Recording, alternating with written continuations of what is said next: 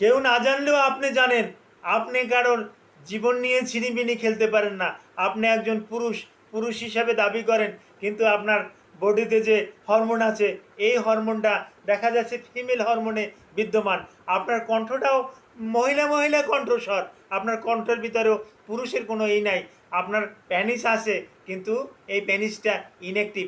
এই প্যানিসটা দিয়ে পেনিট্রেশন করতে পারেন না, এই প্যানিসটা যৌনাঙ্গে প্রবেশ করাতে পারেন না, এই প্যানিসটা দিয়ে যৌন মেলামেশা করতে পারেন না। সুতরাং এই প্যানিসের কোনো মূল্য নাই, এই প্যানিসটা সম্পূর্ণরূপে মূল্যহীন। সুতরাং এই প্যানিস দিয়ে আপনি একটা নারীকে বিবাহ করে ওই নারীটার সংসারটাকে নষ্ট করা, ওই নারীটার জীবনটাকে নষ্ট করা, এই অধিকার আপনার নাই।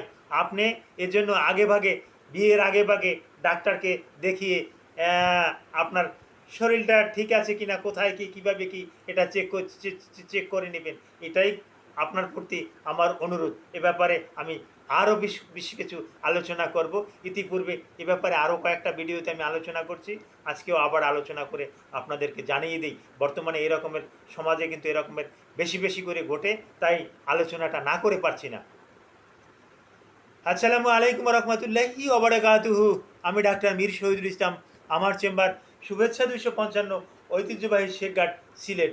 যে কোনো একটা সার্চ ইঞ্জিনে ডাক্তার মীর শহীদুল ইসলাম কথাটি লিখে সার্চ দিলে আপনি আমার সম্পর্কে বিস্তারিত তথ্য পেয়ে যাবেন। জি দর্শক শ্রোতা, আলোচনা করব বিয়ের আগে কেন আপনার যৌন স্বাস্থ্য পরীক্ষা করা এতটা জরুরি। এতটা জরুরি এ কারণে আপনি নিজেও জানেন না আপনি কি, আপনার শরীরে কি। আপনি দেখতেছেন যে না, আপনার প্যানিসটা 2 ইঞ্চি, এটা কচ্ছপের ঠোঁটের মতন,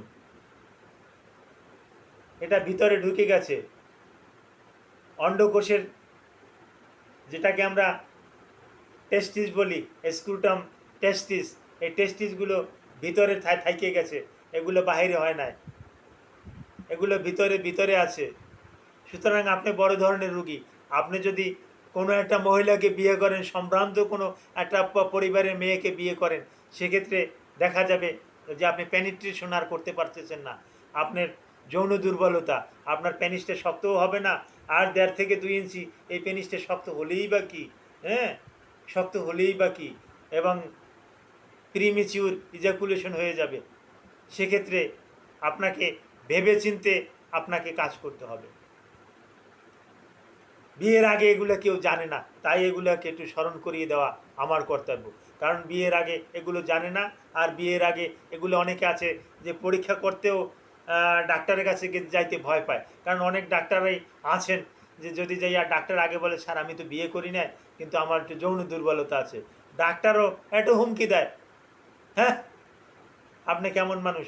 বিয়ের আগেই আপনি এই সমস্ত কাজবাজ করে আপনি ওই পেনিট্রেশন করেছেন, আপনি সেক্স করেছেন বিয়ের আগেই, এখন বলতেছেন যৌন দুর্বলতা, তাকে হুমকি দেয় না। ডাক্তারদের উপরে আমি এই অনুরোধ করব, এই রকমের হুমকি দিবেন না। সে যেভাবে করেই আসুক না কেন, সে তো আপনার রুগী। একটা খুন করে আসছে, কথার কথা বলতেছি, একটা খুন করে আপনি আপনার কাছে আসছে, আপনি একজন সিনিয়র উকিল, আপনি একজন ব্যারিস্টার, সুতরাং সে তো আপনার মক্কেল। আপনার তো উচিত তাকে বাঁচিয়ে দেওয়া বা তার তার পক্ষে লড়া। এটা তো আপনার কাজ। একটা রুগী হয়ে আপনার কাছে আসছে, এখন রুগীকে সান্ত্বনা দেওয়া, রুগীকে বোঝানো, এটা তো আপনার দায়িত্ব। এটা তো আপনার চিকিৎসক, আপনি চিকিৎসক, এটা তো আপনার দায়িত্বের ভিতরে পড়ে। আপনি তাকে হুমকি দিতে পারেন না। আর হুমকি দিবেনই বা কেন? সে তো পেনিট্রেশন করে আসে নাই, সে তো যৌন সঙ্গম করে আসে নাই। সে আসছে, সে জ্ঞানী লোক, সে বুঝে সে বিয়ে করতে পারবে কিনা, তার যে প্যানিসের যে সাঁজ, এটা কাঁচিমের ঠোঁটের মতন, আমরা দেখি চেম্বারে কাঁচিমের ঠোঁটের মতন এই রকমের ভিতরে ঢুকে গেছে। মনে হচ্ছে ওর থেকে একটা মহিলার, অনেক সময় আমরা তো এরকম ফিজিক্যালি দেখি, মহিলার যে ভগাঙ্কুর ক্লাইটোরিস, ক্লাইটোরিস ওর থেকে বড় থাকে, ক্লাইটোরিসের থেকে ছোট তার পেনিস। এই পেনিস দিয়ে কিভাবে সে পেনিট্রেশন করবে? সম্ভব না। ওর থেকে বড়ও হচ্ছে না। তার ভিতরে টেস্টোস্টেরন হরমোন নাই বলাই চলে। তার ভিতরে ফিমেল হরমোন বেশি। তার ভিতরে হ্যাঁ, ইথাইল এস্ট্রিডিওল হরমোন পাওয়া যায়। তার ভিতরে ইস্ট্রোজেন হরমোন পাওয়া যায়। তার ভিতরে প্রোজেস্টেরন হরমোন পাওয়া যায়। এটা থাকার পরিপ্রেক্ষিতে তার কণ্ঠটা মহিলা কণ্ঠ। সে যদি কথা বলে বুঝবেন না যে মহিলা কথা বলছে না পুরুষে কথা বলছে।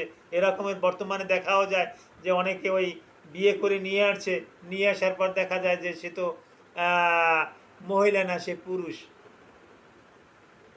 এরকম পেপার পত্রিকায় 2-3 দিন আগেও পড়ছি, বিয়ে করে নিয়ে আসছে, এখন দেখা গেছে যে সে মহিলা না পুরুষ। ফেসবুকে দীর্ঘদিনের সম্পর্ক, এরকমের পেপার পত্রিকায় আপনারা এখন অনলাইন যুগে দেখতেছেন। এরকমের মহিলার কাছে জিজ্ঞাসা করলো, পুরুষের কাছে জিজ্ঞাসা করলো, তুমি আমাকে কেন ধ্বংস করলা, আমার পরিবারটাকে কেন ধ্বংস করলা, আমার ফ্যামিলি কেন ধ্বংস করলা?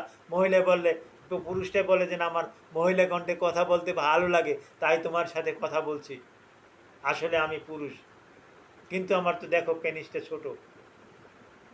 মহিলাকে ধোকা দেয় যে আমি মাসিক চলতে আছে, আমার রক্ত যাইতে আছে খুব বেশি, আমার সাথে মেলামেশা করো, কয়েকদিন পরে কয়েকটা দিন ধৈর্য ধরো, এইটা আমার তো ব্লাডটা কমে না, ব্লাডটা যাইতে আছে। এইরকম করে প্রতারণা দিয়ে একটা পুরুষকে আটকাই রাখে, অথচ সেও পুরুষ, মহিলার অভিনয় করে। তো কাজেই আপনি বিয়ের আগে একজন ডাক্তার দেখিয়ে আপনার যৌন স্বাস্থ্যটাকে পরীক্ষা করে নেবেন। কারণ আপনার বড় ধরনের সমস্যা থাকলে আমরা আপনাকে বেশ কিছু মেডিসিন দেব, বেশ কিছু উপদেশ দেব, আপনাকে শকওয়েভ দেওয়া হবে, আপনাকে কিছু